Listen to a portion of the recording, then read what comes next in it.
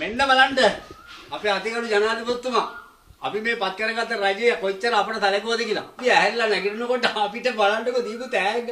ජනාධිපතිතුමාට අපි ස්තුතිවන්ත වෙනවා. රෑ 12ට මේ වගේ තීන්දුවක් ගැනීම සම්බන්ධව අපි පූර්ණ විධායක බලය දුන්නේ අපි 159කුත් එක්ක ජනාධිපතිතුමාට ප්‍රාදේශීය සභාව සියලු දේනා දුන්නා. ප්‍රාදේශීය සභාවල් වල ඉන්නේ උදේට අද සතුටුදායක දවසක්.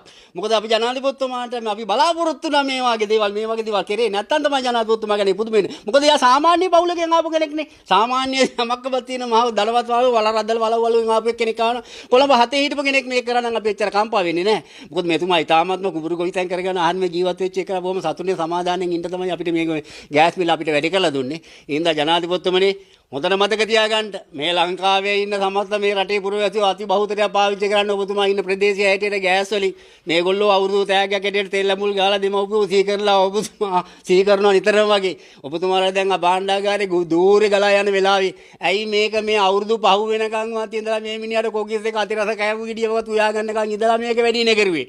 මේක නිකන් ඔබතුමා සමාජ සමච්චල් කරන එකක් වෙලානේ. දැන් බලන්න ගෝලාල් කාන්ත ඇමතුමා දැන් අපිට මේ සම්බන්ධව කොච්චර අපිට මේ වගේ සහනයක් දීලා ඉවරලා බලන්න කොලාල් කාල් නැමතුමා බස් එකේ යනවා කියලා කිව්වා ප්‍රයිවට් බස් එකේ පාර්ලිමේන්තුව කට්ටිය ඔක්කොම එකට ගමෙන් ගෙදරින් කෑම එක හරි ගත්තා මේ ගෑස් එකෙන් හරි ගත්තට කෑම එක අරන් එනවා කියලා නේ ඒගොල්ලෝ කිව්වේ.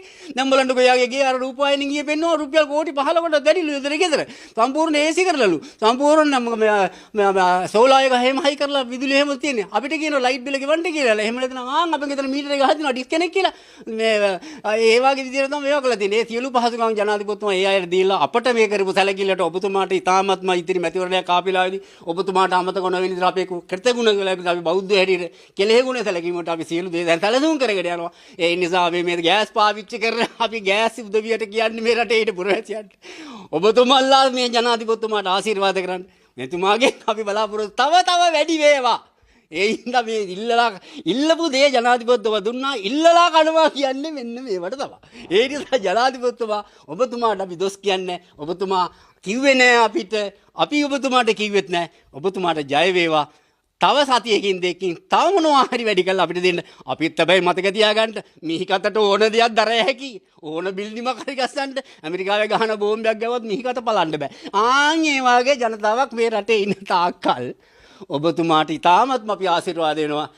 හැබැයි මේ දීපු කට්ටියට සතුටු වෙන්න පුළුවන් වෙන විදිහට ඔබතුමා මේ රට පාලනය කිරීම සම්බන්ධව අපි මහත් විශාල සතුටකින් අපි මේ ඉන්නේ. මේ සැරේ අවුරුදු කන්නේ නැහැ මිනිස්සු. මේ මිනිස්සු ඉන්නේ මේ පාරේ හෙළුවෙන් කියන එක අපි ඔබතුමාට කියන්න කැමතියි. ගෙදරකට ඇවිත් බලන්න කොයි විදිහට උයන්නේ පිහින්නේ කන්නේ බොන්නේ කියලා. මේ පාර කැවුම් කොකේ කරවම් මොනවාක්වත් නැහැ. ඔබතුමාලා ඡන්දේ